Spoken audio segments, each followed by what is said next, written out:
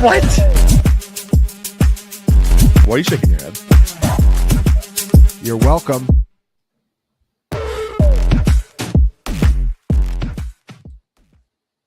Hey guys, and welcome to the Week 11 edition of the Underdog Drafter Party. I'm Jake Tribbey, and I'm here with my co-host, one of the best football writers around, Ryan Heath. We will be drafting Battle Royale teams, talking about our favorite scroll down options, and discussing contest-specific strategy throughout the show. We can also get to any pressing questions you guys have about Week 11. With that intro out of the way, Ryan, how are you doing? Doing great, man. Excited to do the second half of our show tonight after cashing points. Yeah, it's got a seeing kind of your side of things here where you're doing shows for hours and hours on Friday night. But yeah, Ryan, it's not too bad. Ryan had quite the cashing points debut. Thought he did a great job. And yeah, now he joins me back-to-back streams, about 2.5 hours of streams on Friday night. I mean, Ryan, I don't know about you, but there's nothing I'd rather be doing on a Friday night than talking ball with one of the best football writers around. Before we get into, so the format of the show, we'll go position by position, talk about some of our favorite plays, scroll downs. I'll talk about contests for a couple minutes. There are actually a lot of awesome contests this week. I think this might be the best week for contests that we've seen all season on Underdog.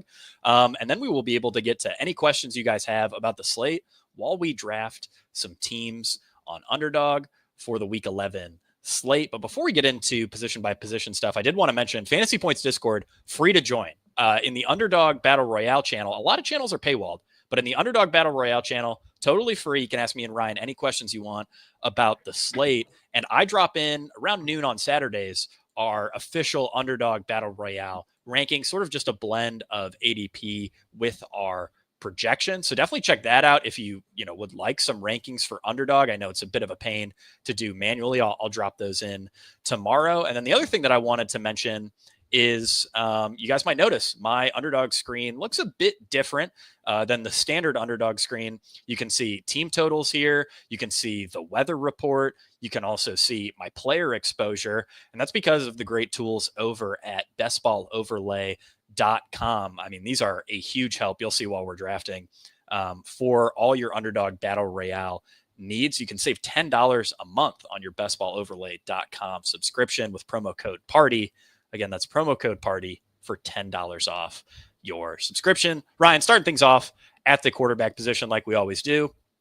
Lamar Jackson is really expensive. I mean, I hate paying a single-digit ADP for any quarterback, but he's also just on pace for an absolutely incredible fantasy season. And as we were talking about in cashing points, I mean, this is an awesome game environment here.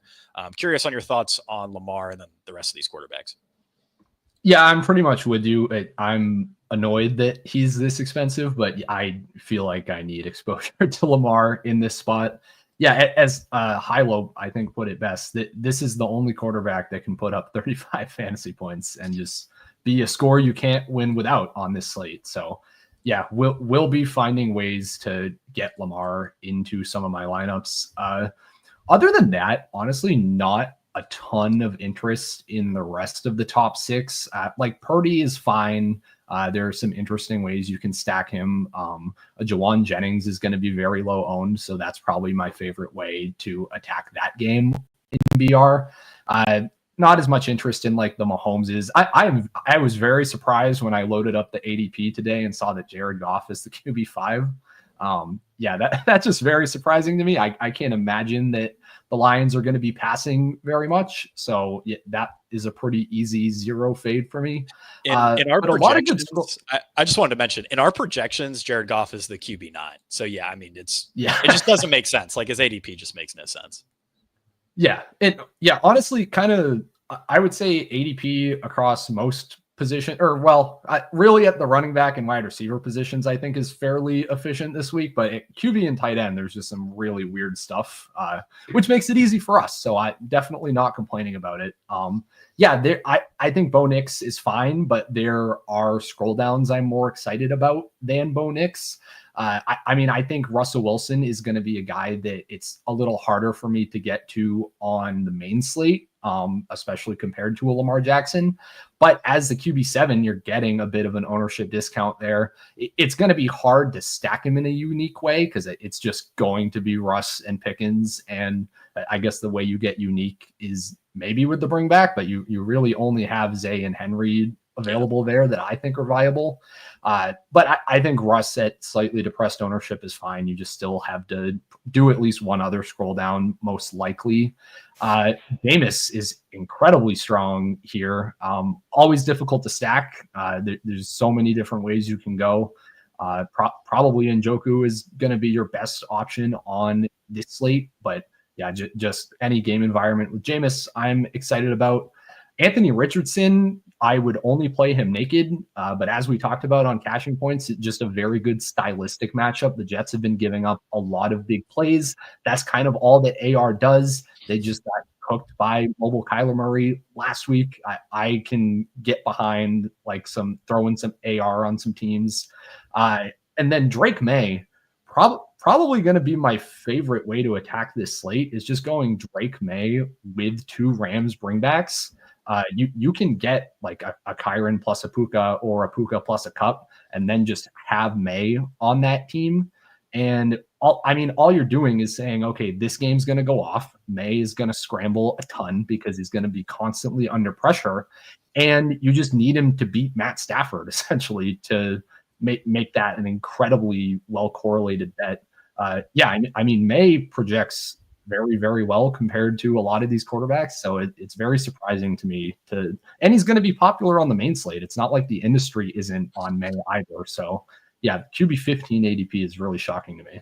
Yeah, this is, I think, maybe the best week we've had all year for 12-person drafts because quarterback is so damn deep this week. I mean, getting out to QB 15 and still having a quarterback be viable is awesome. Drake May actually projects 0.1 fantasy points better in our underdog scoring than Jared Goff. He's our QB 8 right now. So yeah, love the Drake May call. Before we move on to running back, wanted to give a quick nod to the chat. Carlos Hernandez said first time tuning in, didn't even know this was a thing. Yeah, we're doing our best to promote the Battle Royale sort of product here at Fantasy Points. The more interest that we get, the more likely it is we can get, say, our rankings live on the site. Obviously, our developer Brock is, pretty constantly overwhelmed with everything going on in the data suite, but we might be able to pull him aside if we find enough people loving the Battle Royale content.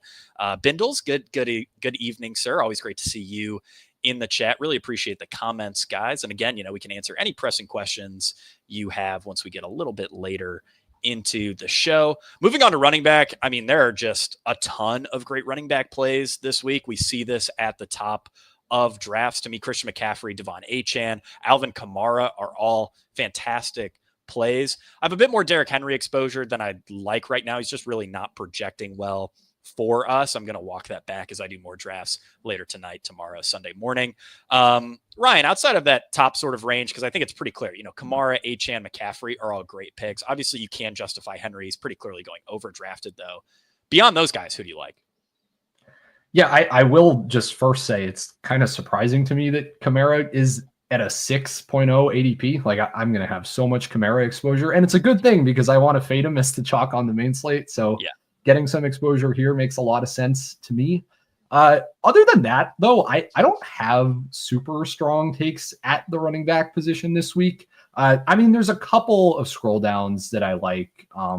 Ken Walker at not a huge kind of haircut on the ownership there at a 30 ADP, but I think he projects just about as well as anybody else going above him.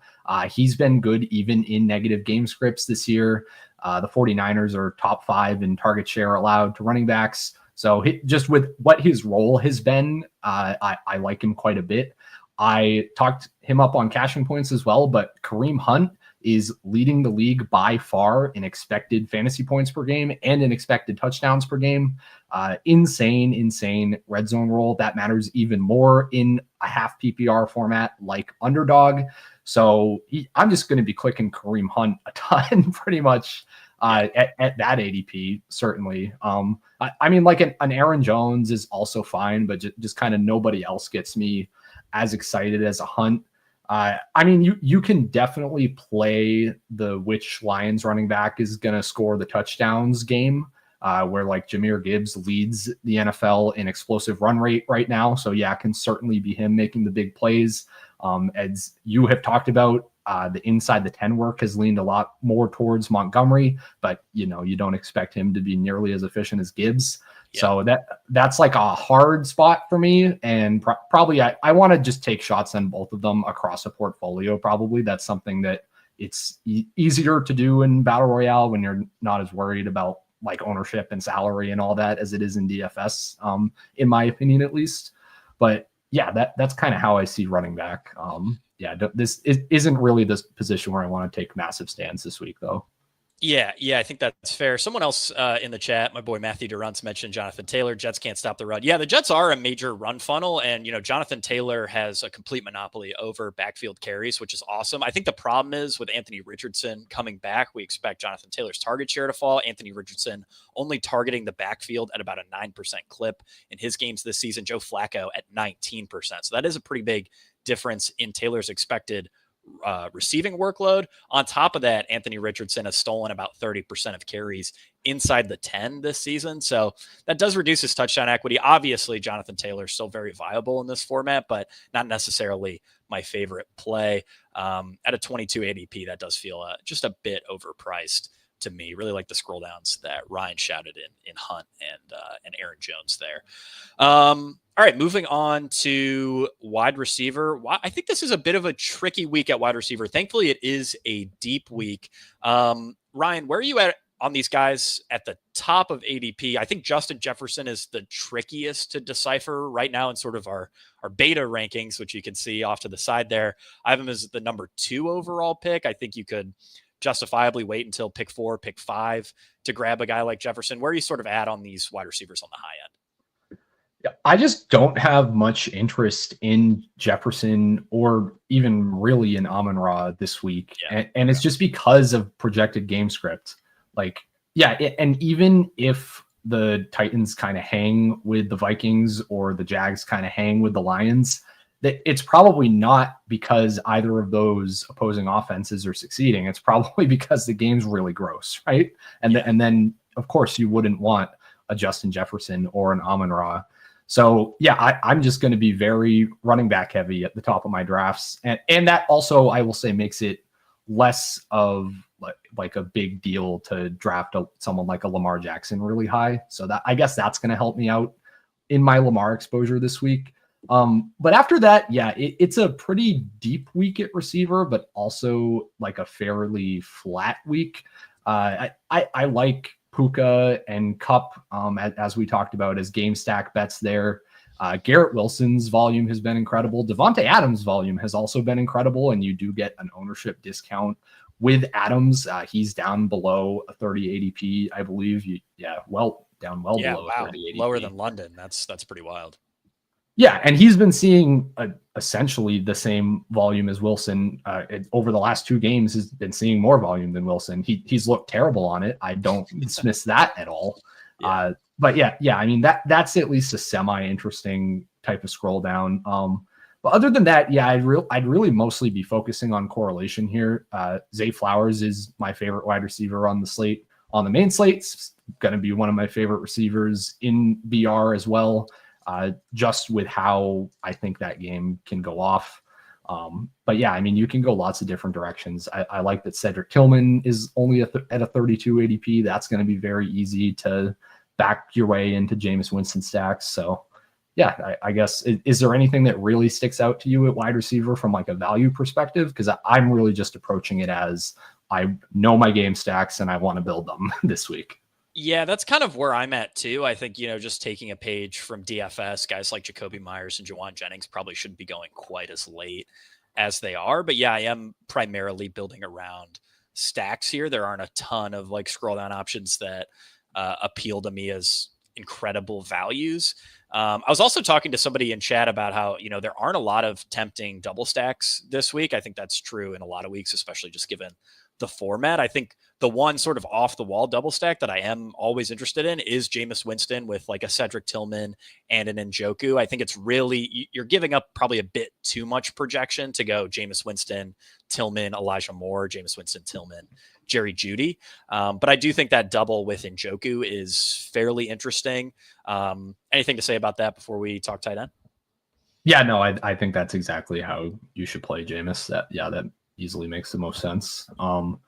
With the tight end position, I have exactly one take this week, and it's just that Evan Engram should not be the tight end 7. I should not be getting an ownership discount on an Evan Engram.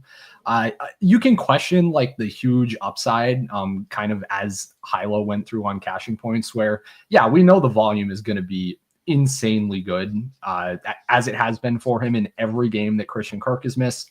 The Lions are this huge slot funnel. The schematic matchup's great. So many great notes for Evan Engram. He's going to get absolutely fed. You don't know that it's, or expect that it's going to be efficient. I would say like the touchdown equity is probably a bit worse than average for a tight end. But in BR, I'm just less concerned about that, especially when you're getting such a heavy ownership discount on him compared to an Andrews, compared to a TJ Hawkinson, who he just straight up projects better than. So that's like any lineup where I'm like, oh, I don't know how to make this unique. It's just going to be click Engram, and I'm going to have probably way too much exposure to him this week. Yeah, no, I mean, I'm right there with you. I think the Ingram ADP is completely ridiculous. In our projections, which I have pulled up here on another monitor, he is projecting slightly better than George Kittle, slightly better than Brock Bowers, obviously way better than, guys like Mark Andrews, who, just have no business being drafted ahead of Evan Ingram. My only other take at the tight end position, I think the top is fine. I'm more than happy with any of the big three. I'm okay with Njoku. I'm not super excited about it. I'd rather take Ingram straight up, but if Njoku's still on the board, totally cool with that. My only other take was that I think Taysom Hill has underrated upside here. I mean, I went through this on caching points. Season high route share last week, 59%. That was behind only Alvin Kamara. Leads the team in inside the 10 carries since he came back, from injury in, I believe, week 8.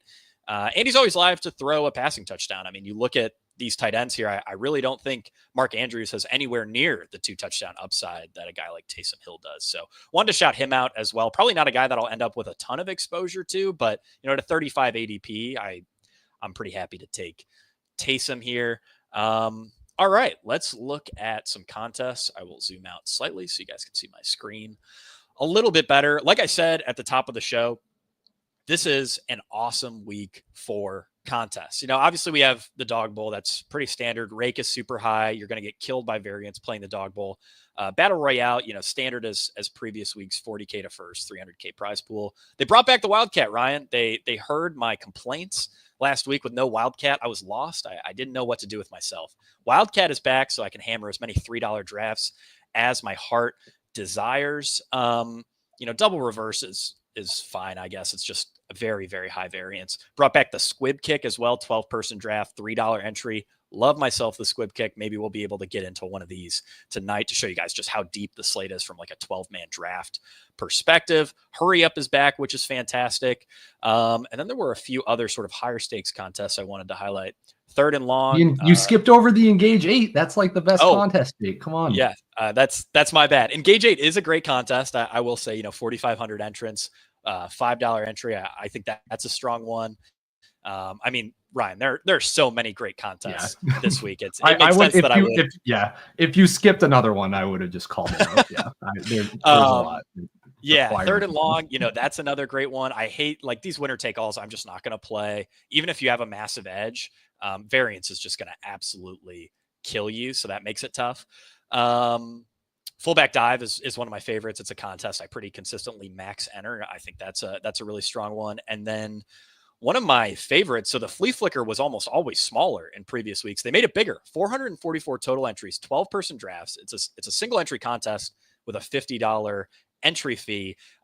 This is easily one of my favorite contests. I hope we could maybe get into one tonight. Probably not. It will probably be a contest that I draft for either Saturday or Sunday, but it's one that I'm really, really excited about. I love these small field, higher dollar entry, 12-man draft tournaments. I just think the game theory is so fun in that format. DeBomb is back as always. QB Sneak, if you are a bit more of a high roller and are down to roll with a $250 entry, I think that's another really fun one. Only 48 total entrants with 5K to first. And then we have the, sort of the standard community contest with the Badge Bros Brawl Deposit Kingdom weekly league.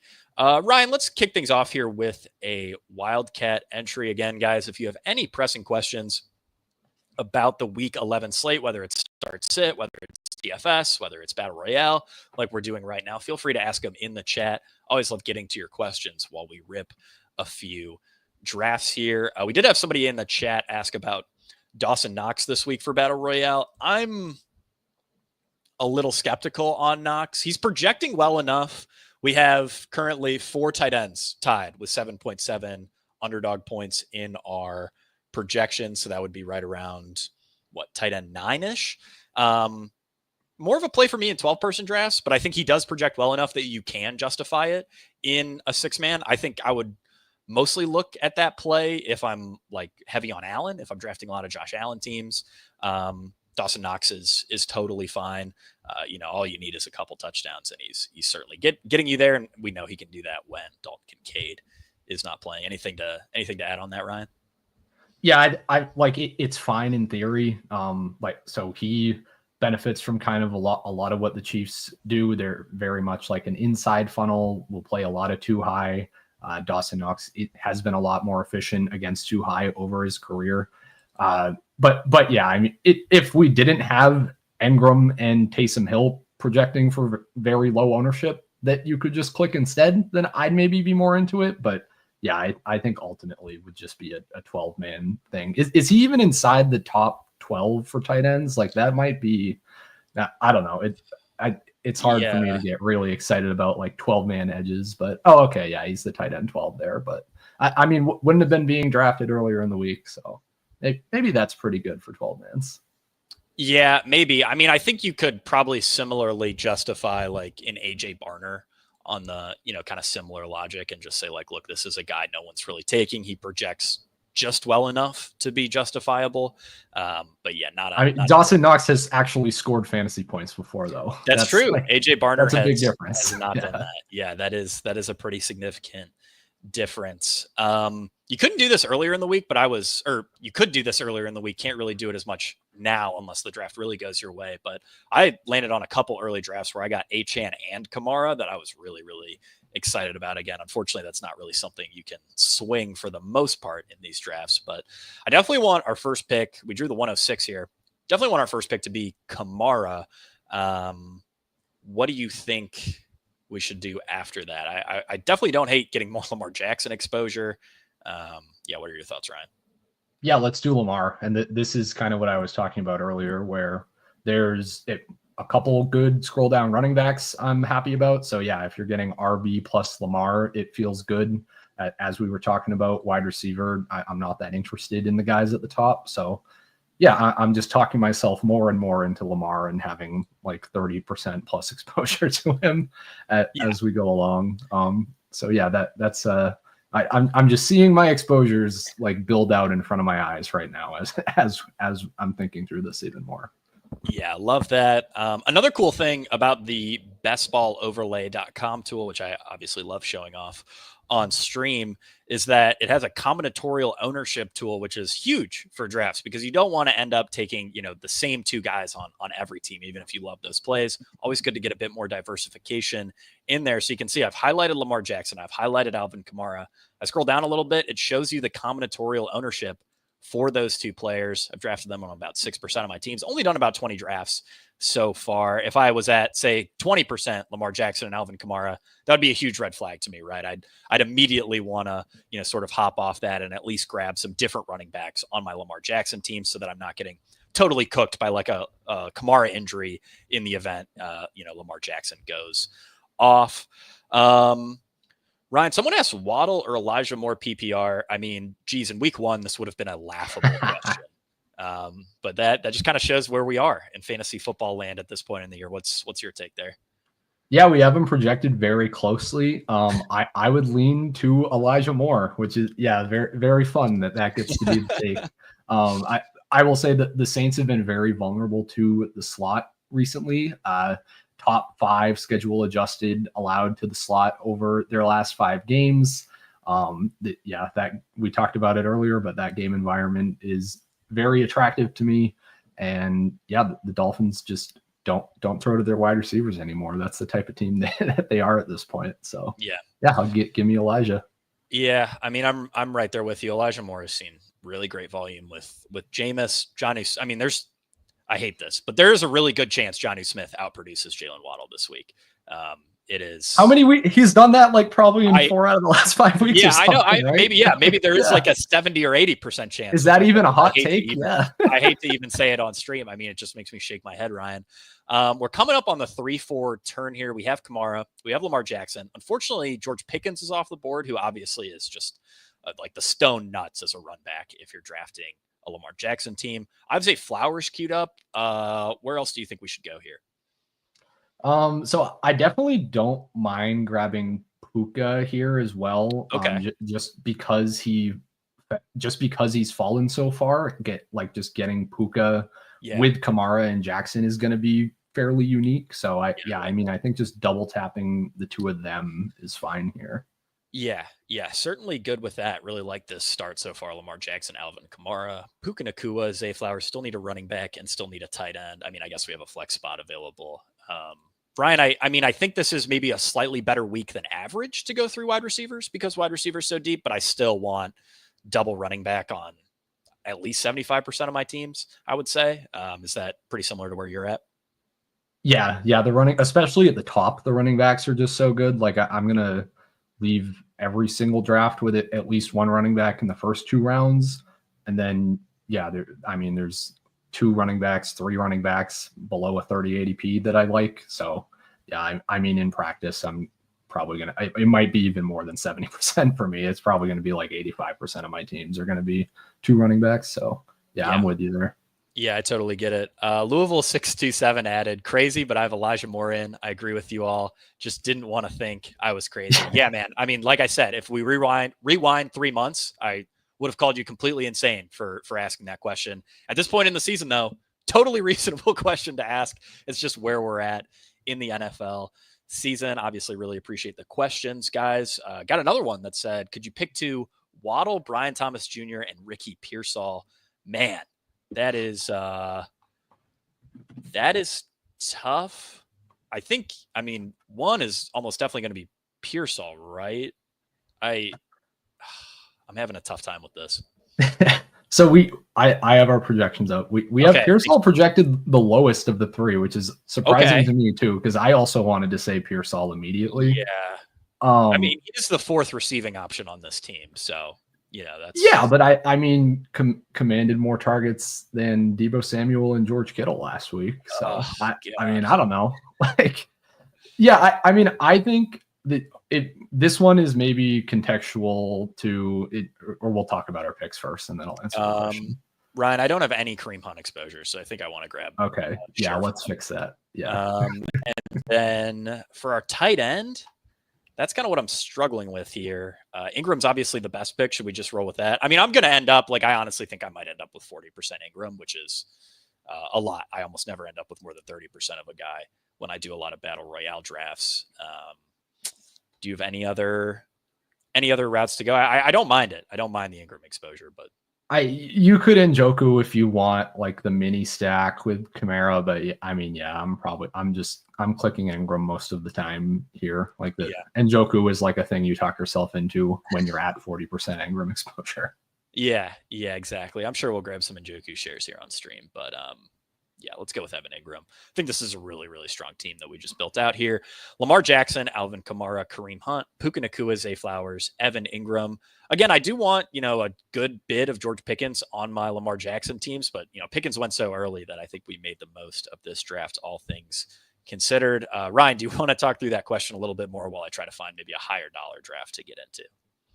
Yeah. So the difficult thing with easily the most upside of anyone there is Brian Thomas, right? We've seen what he can do over the first 8-9 games of the season. Past 2 games, just 3 targets per game. He is very, very injured. I don't know if like any of the I feel like a few times each season we hear, oh yeah, like this guy's ribs are just completely like black and blue bruised. Like we heard that about Tank Dell at one point earlier in the season. Yeah. I imagine it's similar with Brian Thomas right now. He's pretty clearly in a lot of pain out there when he's playing, just like gutting his way through this chest injury. So that makes me want to say to sit him, but in like a situation where you're like a massive underdog and you just want to roll the dice on like the 10% chance that this is the week that he's finally healthy and he goes off. Like, I think you could go in that direction. But yeah, all else equal, I'd probably just go Waddle plus Pearsall from that question, and just sub in Thomas for Waddle if you feel like you're a massive underdog in your matchup.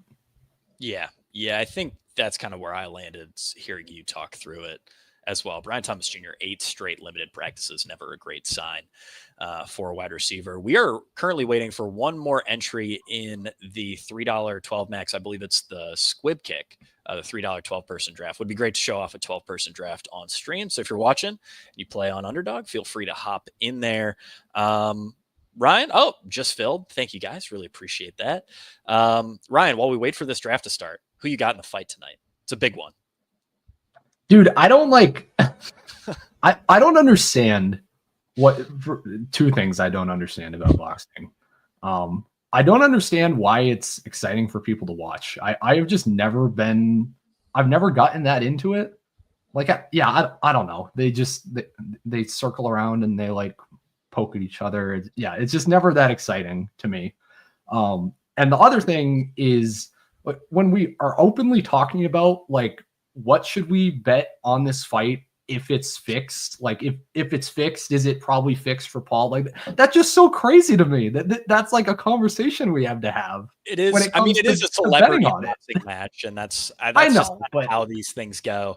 I think I'm kind of with you as like combat sports go. I mean, obviously, I know everyone watching this is in the same boat. Football is king. I think UFC is very entertaining and significantly more entertaining than boxing, because UFC it's like a street fight, right? Like, it's a lot more closer to what you would see out on the sidewalk if you were having a crazy night out, as opposed to boxing, which is just sort of a, it's fighting, but it's not quite. There's sort of some weird rules, and it's entertaining here and there, but certainly not the sport for me. We drew the 105 in this 12-man draft. Actually, Chris Wacht, our projections are at the 101. He took Christian McCaffrey. Pretty funny how often we've been getting into drafts with Chris. Yeah, that's 2 weeks in a row. Couple weeks. Damn. But yeah, this is Chris's time to degen out on Underdog.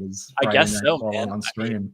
He's staying busy with the projections. He's got a baby. He's got a loving wife. I mean, it's tough to find the time to draft teams. And I think that is one of the biggest advantages if you do have the time to draft, especially, grinding lower dollar buy-ins, is that, the people who are taking this stuff really seriously generally just don't have the time to grind something like the Squib Kick, which is a $3 entry, 12-man draft. If you can really sit down and grind that, your ROI will be great. I don't know if your dollar return will be, anything that you're super excited about, but hey, profit is profit. All right. At the 105 here, I mean, I think it's just Kamara, right? Like, there's no one really even close to me. Yeah. It's just tough to avoid when he's going way too late. I believe in our projections, he is the overall RB2. Let me double check that. Yeah, RB2 in our projections by a long shot, projected 3 points higher than Devon Achane, who obviously, has incredible upside. I think Achane's ADP is certainly justified. Starting this draft off with Kamara definitely feels good. And I think what gives me great peace of mind in 12-man drafts this week is that we're so deep at quarterback. We can just take the best player available for our first 4 picks and then go with Drake May, Hunter Henry last second, or a Jameis Winston, Elijah Moore last second, and still feel really good about our team, or even grab like a naked Anthony Richardson. Thomas in the chat said, I think we have to question what kind of nights out Jake is having. I mean, hey man, everyone has seen a fight in the street when they're bar crawling. It's It's something that happens if you go out. Have we? I don't know that I've ever witnessed a fight in the street in person, and I did a decent amount of bar crawling in college. I don't know. I think I saw one. It was kind of like, I think it was more of like one of those like pushing and shovings. Like it might escalate, it might not. I mean, like I'm not like so. Nothing that looks like UFC though. No, I mean, but it looks closer to UFC than boxing. Generally, when you see these things, I don't know why I'm getting cooked for this take. I think it's pretty reasonable.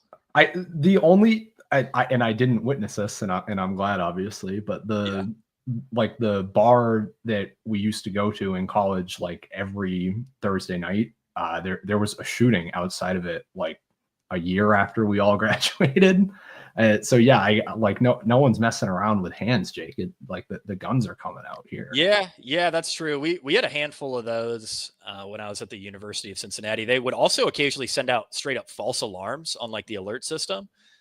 They were really, really bad with the public safety alerts. There was one where my girlfriend, still my girlfriend now, at the time, we got an alert that said like active shooter in Lanksome Library. And I texted her. I was like, where are you? And she's like, I'm in Lanksome Library. And I was like, oh, I would try to leave. Turns out it was just nothing. There was just really nothing going on, and they sent it out by mistake. But UC public safety, not great. Not great at their horrifying, job. Yeah. Yeah. Oh, yeah. It's not fun, man. It's not fun. So we are coming up on, let's see, what pick would that be? Pick 20 will be our next pick. And then, we'll be at 29. Looking at the board, I mean, I kind of want a tight end at this turn. I think there is a pretty notable drop off in tight end. Obviously, we could wait until Ingram. I'm just not sure he'll get back to us at the, in round 4. I don't know, Ryan. How do you want to approach this? Yeah, I would agree that tight end is probably the biggest fall off here. Yeah, just in terms of projection. So, either Bowers or Kittle, I'm cool with.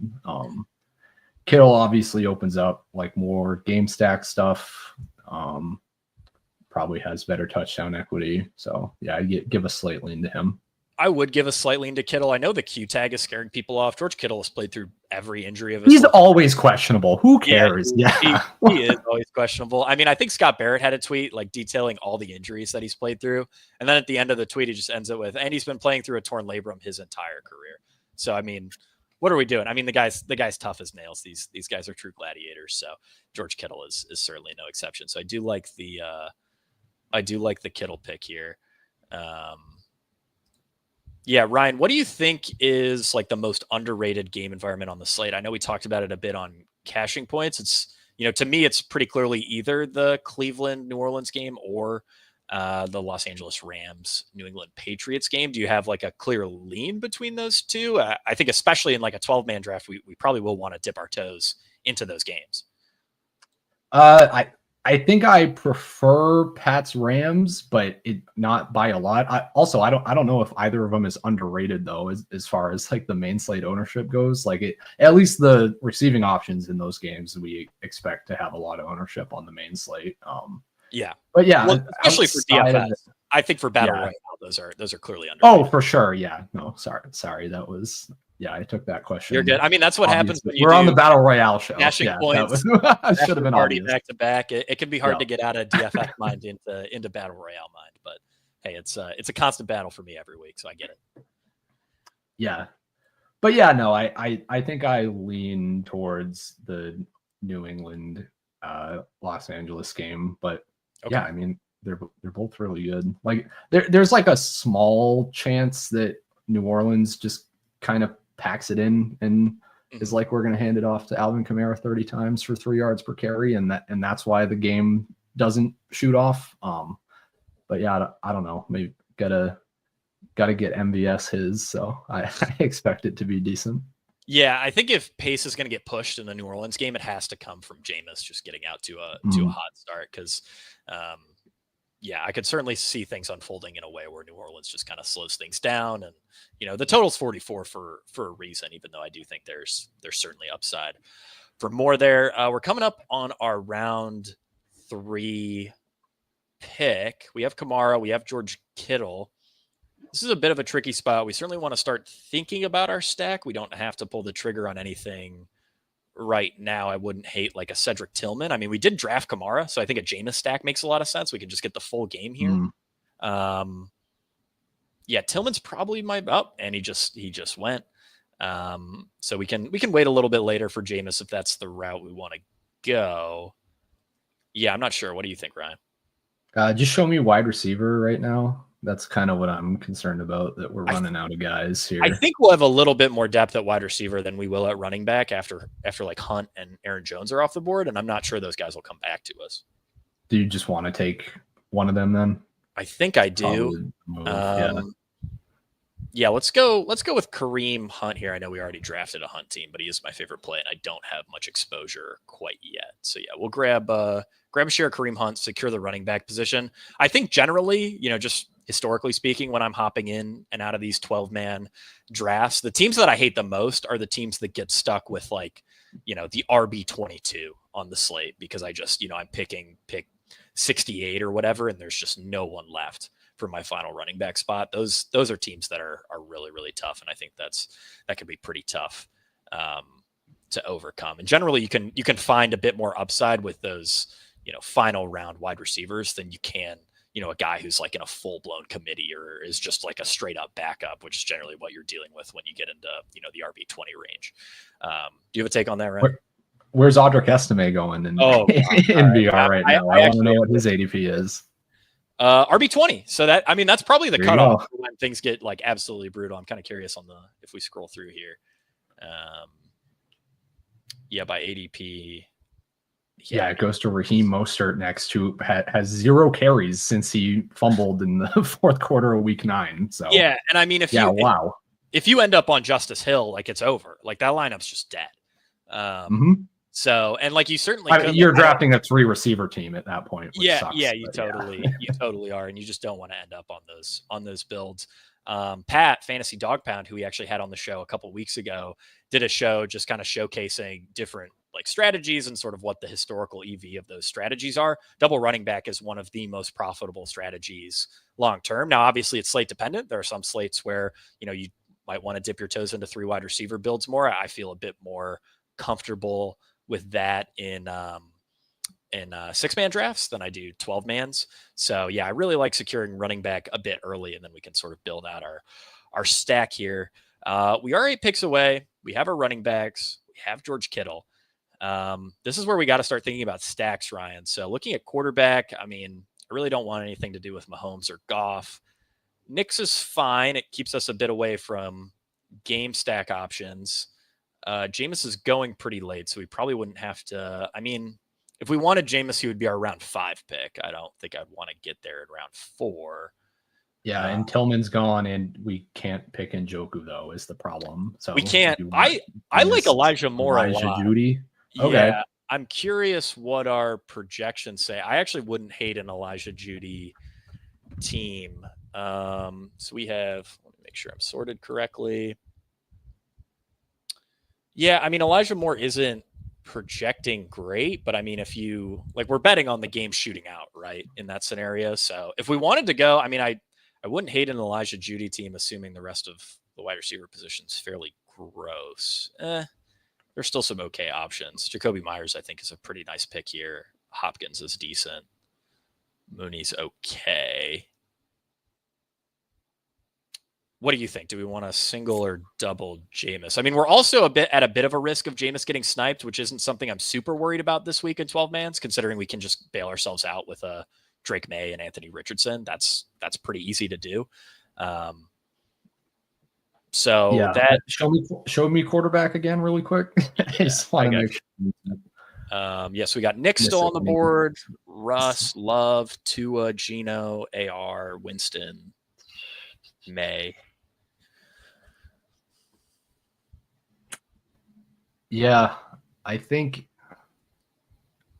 Jameis is pretty clearly best here. Sutton's gone for Knicks, or I assume Sutton's gone. Yeah, I think so too. I don't want to bank on Jameis getting back to us, so I'm thinking we just single stack it and we just take best available wide receiver right now, which would, I think, pretty clearly be Jacoby Myers. Yeah, I think that's a fine way to play it. Okay. And if he gets sniped, then we can just go naked with any of those options. Yeah. Yeah. Again, I mean, I think this is a really great week for 12-man drafts. I'm really excited to do some of the higher dollar 12-mans this week. I might even do a dog bowl just for the thrill of it later on. I mean, God, I really don't like that contest, but hey, it gets you a great social experience. So if I did finish top 3, it would at least be kind of funny to go and be like, I don't think this is a good contest the whole time. Everyone I'm else, the guy that just talks shit about dog bowl constantly, and I'm here. And I'm taking one of the whatever 50 something seats that are available, and someone else would get it because of me. Yeah, that would be fun, I guess. Or something. Yeah, that would be pretty funny. I'd be the Grinch of the dog bowl. I don't think I'd make any friends doing that though, which might be half the point. That's why you're paying the 50% rate, is for the friends you make along the way. Kind of interested in what Chris is doing in this draft. He's got CMC, he's got Kenny Walker. Similar to me, he grabbed 2 running backs early on, which I think makes a lot of sense. Also grabbed Devontae Adams. He's going to go naked AR with Adams. Oh God. I think that's a great team. I would be a bit jealous if that's what Chris ended up doing, but yeah, that's a pretty solid strategy. Should we snipe him? Should we just take AR? Just a troll Chris. He grabbed Ingram and Mooney there. So yeah, probably going AR with his next pick. He also might be auto drafting as a man with a very busy life and a baby and all that. So that's true. We're actually the ones getting trolled, thinking we're trolling Chris, but really he's auto drafting. I do. Let's see. I do generally recommend against auto drafting. I think if there was any contest you could comfortably auto draft off of, like based on our rankings, it would probably be a 12-man $3 draft, just because people are going so off the wall. They're generally not grabbing the top values. I think that's probably the contest I would be the most comfortable auto drafting in. Do you have a take on auto draft? I'm going to grab Elijah Moore here, unless you have objections. Yeah, go for it with Moore. And not really I have never auto drafted in my entire life. To me, that ruins the fun of it. Like, I get the allure. Like, there are definitely weeks where I'm like, man, do I really have to sit here for the 3 or 4 hours to get all my teams drafted and get all my action in on a Saturday or whatever? But yeah, I mean, the fun of it to me is that I drafted the team. Yeah, I don't know. I'm anti auto draft, I guess. Yeah, I generally am too. I have experimented with some auto drafting based on our ranks, and I will say that those have generally been my worst teams. When I'm sort of reviewing my lineups at the end of the week, the teams that I find and I just don't like at all are the teams that I have generally auto drafted. But I think this team is in a great spot here. Alvin Kamara, Kareem Hunt, Myers, Elijah Moore, George Kittle. Assuming Jameis Winston comes back to us, we'll be able to complete a solid stack there. If he doesn't, we have plenty of outs with AR, with Drake May. So I think this is a pretty strong build here. Ryan, what are your thoughts on the Pittsburgh side of this game? I know that we already talked about like Russell Wilson a little bit. I'm still like not quite sure where I fall. I think I want almost all my exposure to this game to be Lamar Jackson with George Pickens, or Lamar Zay, George Pickens, stuff like that. I don't know if I really see Russ posting a had to have it score, but obviously he could connect on multiple deep balls. I mean, the way to, and this is probably more of a main slate take, but the way to do it with Russ would be to use Henry as the bring back, probably. Because I'm not like as interested in Henry as a play this week. We kind of glossed over him earlier. But my note in advanced matchups was in games the Ravens have won by 7 or more points, Henry's averaging like 28 fantasy points per game or something insane like that. In all their other games, either they won by fewer than 7 points or they lost, he's at quote unquote only 17 fantasy points per game, which Henry is doing insane stuff this year. 17 points per game from Derrick Henry at around 180p or at his whatever $8,000+ price tag in DFS is not good. I'm not into Henry this week as a play. But if you want to say, okay, the Ravens get up really quick and that's how like this game environment is pushed, then I think Russ is fine. But yeah, I don't know. Like there have been so many weeks where Lamar and Henry have just gone off and been optimal together. So I just very clearly, main slate very clearly prefer Lamar. I think doing Russ is fine in VR, but as we talked about earlier, there's just very few ways to actually get unique with that stack. Even though he's the QB7, I still imagine just Russ plus Pickens is going to be decently popular. Although maybe the take in a 12-man like 12 times just did, or I assume he just did, and I'm giving him a lot of credit maybe. If you just take Pickens in a 12-man, no one else is taking Russ. You can just wait until round 6. Oh, of course he didn't take Pickens, but if you're in a 12-man and just take Pickens, no one else is going to take Russ. So, presumably no one else is going to take Russ. It's not playoff best ball, so you're not getting sniped on your quarterback quite as often in regular battle royale. But yeah, there are still a lot of very confusing picks. I know I've heard my girlfriend laugh out loud multiple times when I'm drafting on my own and I yell something like, why the hell would you take such and such quarterback there? That makes no sense. You are so dumb. Just kind of berating my computer monitor. But this is Twitter's favorite thing to bully me over, because I go on tilt anytime it happens to me. Maybe more so in the summer. I don't know if I've done like a battle royale QB tilt tweet yet. Maybe that'll be coming before the end of the season, but I will do that tweet like at least 3 or 4 times a summer. Like, I can't believe that so-and-so took this quarterback when it's completely naked. Their team is totally dead, and now mine is too, thanks to them. And you always get people in your replies like, why do you expect them to do what you want? Why are you drafting if you think that they should just let you have all the players you want? It's like, no, you don't understand. I want to draft against players that are doing things that are trying to win. I don't know. And I want to be able to game it out, assuming everyone else in the lobby is trying to win, and what my optimal move is, given that assumption. But yeah, too often I just get completely trolled on it.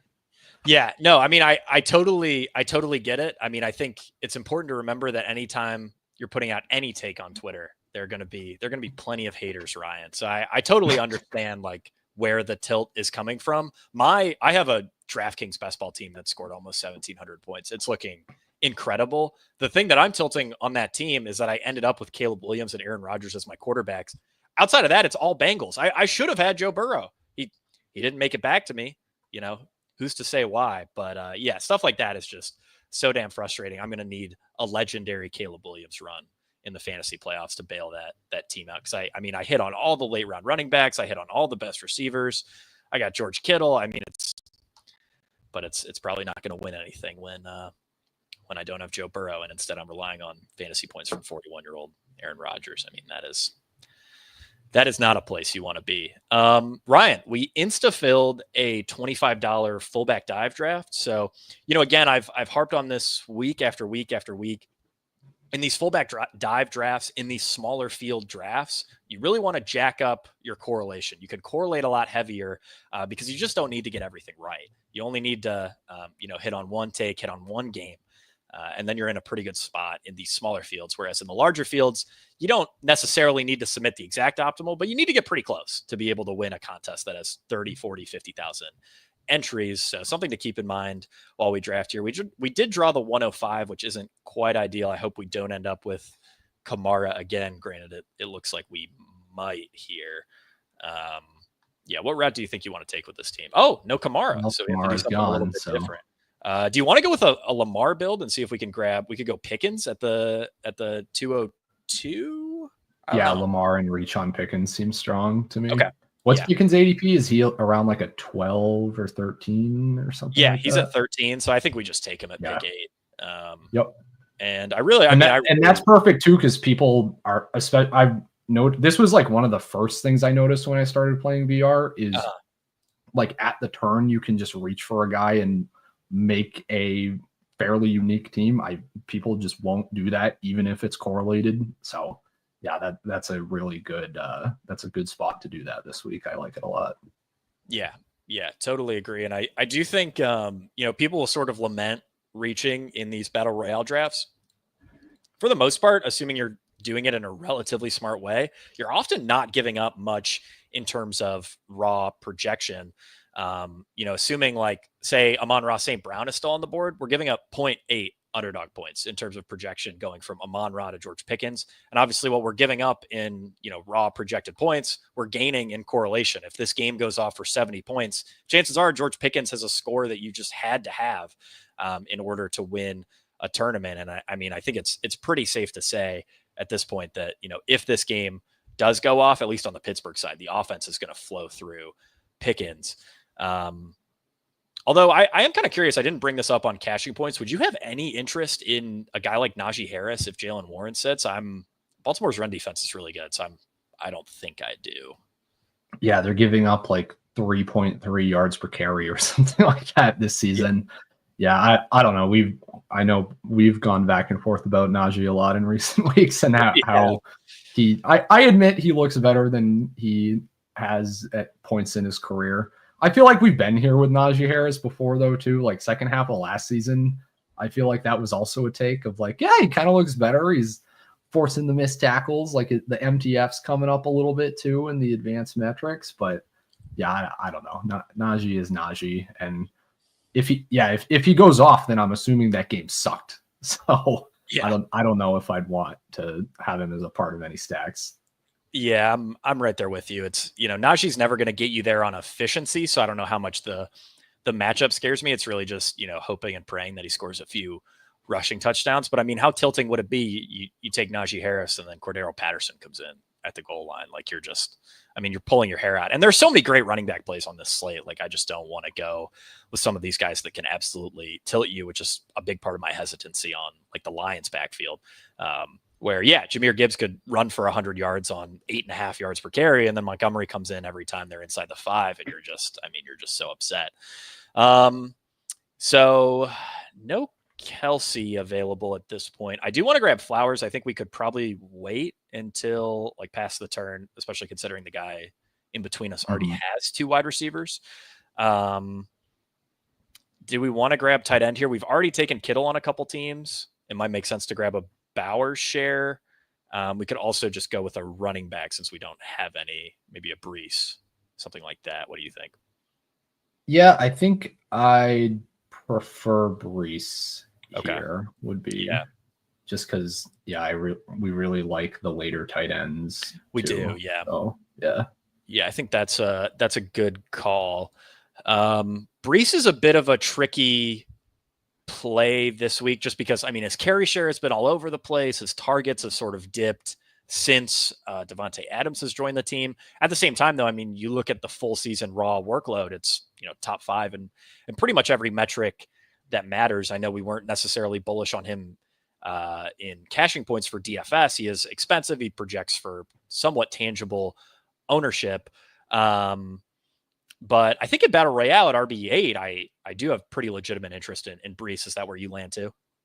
Yeah, pretty much. Even if there's like a 30% chance that he gets like a McCaffrey-esque or an Achane-esque workload, then getting that at RB8 is noteworthy to me. Like that, and the Colts could just completely we didn't talk about this angle for the game, but there's a chance that AR is a total disaster and throws multiple interceptions, and Brees would be probably the one to benefit from that. So, I think you can. Yeah, I think it's totally fine at RB8, as you said. Yeah, he's historically crushed in wins. I do wonder if part of that is just the fact that the Jets have not won any games while he's played for them. So I wanted to interrupt you on cashing points on that earlier because I had some very big Brees Hall positions in the offseason in terms of him, of touting him as the 101 potentially even over McCaffrey. Me and Scott Barrett, I think, echo chambered ourselves into that one. But my concern with the Brees Hall in win stat is all the games the Jets won in his rookie season and in his second year when that was all they had. They're only winning games because Brees Hall is breaking off 80-yard touchdowns, and that's the only way they can generate offense. So with a Derrick Henry, it's he's very game script sensitive in that he's only on the field when they're winning like that. The causation is the correct direction there. But with Hall, I think it's the other way around, where he was just ripping off explosive plays and was their entire offense, and that was leading them to win. So I don't know if it works the same way in terms of now we're projecting the game scripts like this, and therefore Hall is good and wins. Especially because he hasn't been as explosive anywhere near what he looked like this year. For sure. Every film grinder that knows what they're talking about. So for sure. I don't know. I'm upset about Hall this year. It's a sore spot for me. Yeah, totally understandable. I think the other thing, like with Derrick Henry in wins, and like this is, I mean, it's such a coach speak thing to say, like, oh, he gets better as the game goes on. But like he does. I mean, you get beat up, you get a little bruised, you get a little sick of tackling. All of a sudden, 250-pound Derrick Henry is coming right at you. I mean, that sucks. No one wants to deal with that. So yeah, I think that makes a lot of sense. Ryan, I want to grab another running back here. I think we can wait on tight end. We already grabbed Brees, so I don't really like the idea of grabbing Taylor. Kenneth Walker makes the most sense. He's probably the guy I'd be the most excited about overall. I know that we talked about it a bit on cashing points, but he's good regardless of game script, which I think is crucial. Yep. You good with that? Yeah, I clearly Walker here. All right. Yeah, we can grab a Walker share. So far we have Lamar Jackson, Brees Hall, Kenny Walker, George Pickens, Zay Flowers. Still waiting on tight end. And Ryan, I got to say, Evan Ingram, I mean, he's just calling my name yet again. I'd be okay with Njoku. I just really want nothing to do with Andrews. I'm sure his ADP is pretty heavily inflated from the early week projections that probably anticipated Isaiah likely may not play. By the end of the week, Andrews will probably fall, closer to the Kyle Pitts range. I, straight up prefer a guy like Taysom Hill to Mark Andrews. So yeah, why don't we go with Evan Ingram and we can just pray that Mac Jones can actually throw him catchable targets, which is possible. I mean, the matchup overall is pretty solid.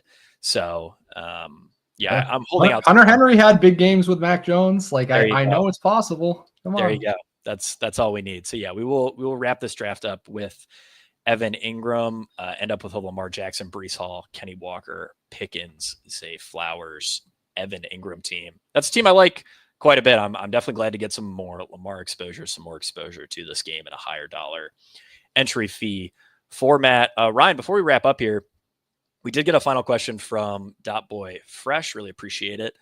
Boy Fresh. Do you draft differently based on how expensive the entry fee is? I would say for me personally, I mean, entry fee will play a bit of a role. I don't want to be quite as aggressive with scroll down options in higher dollar contests, but I think the big thing is field size. I think field size is a significantly bigger factor than entry fee. Yeah, Ryan, what are your thoughts on that? Yeah, yes, in terms of entry fee being a proxy for field size, because most of the larger field stuff is the lower entry fees. So yeah, I'm scrolling down more in the large field, lower dollar stuff. I'm trying to like push it more in terms of like not just locking up my stack instantly and trying to let guys fall and hope that I get more unique teams in those larger fields. I guess like the example that actually tests this would be like the extra point where it's a $5 entry, but a small field. And in that, I basically draft the same way as I do in the fullback dive, where I just view it like as its own contest rather than like part of my portfolio. I'm trying to make the most out of my one entry in that contest. So I'm drafting like defensively in terms of I want to make sure I lock up my stack. I mean, maybe that's not entirely rational, but that's how I play it.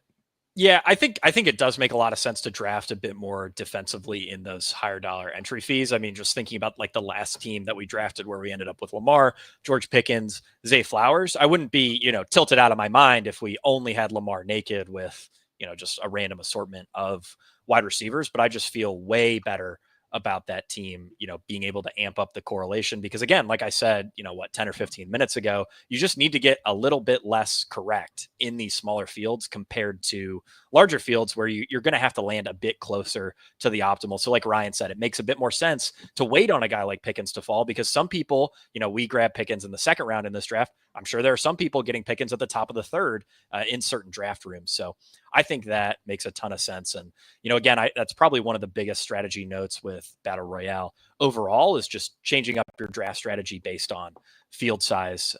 And I guess entry fee to a slightly lower extent. But again, I think field size is really the main component there.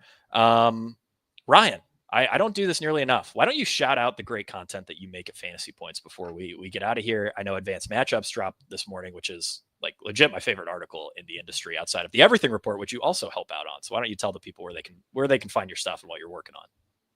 Yeah, you can find obviously all my written content on fantasypoints.com. As you said, Advanced Matchups drops every single Friday. The Everything Report drops every Tuesday, late afternoon-ish, just going through anything that me or Scott Barrett thought was important in the previous week. Lots of great usage notes in there. And then every Monday morning, I release 5 stats to know, which is kind of like a shorter abridged version of the Everything Report, where it's literally just 5 stats, the 5 biggest things I noticed from the slate the previous day. And that one is totally free. So you can always check that one out, even if you don't have a subscription. So yeah, I think that's everything. Yeah, I hate when people just say, Ryan, shout out your stuff, because there's so many things I could say. Like there's Dynasty Points Tuesday night. I don't know. There's just a lot that I never know which direction to go. Well, I mean, the bottom line is Ryan Heath makes a ton of great content, and it's certainly worth checking out over on FantasyPoints.com. Really appreciate all the comments, all the questions that we got tonight, guys. Hopefully this will help you out a bit while you draft your Week 11 Battle Royale teams. But for Ryan and for Thomas behind the glass, we really appreciate you tuning in to the Week 11 edition of the Underdog Drafter Party. We will see you guys at the top of the leaderboards. What? Why are you shaking your head? You're welcome.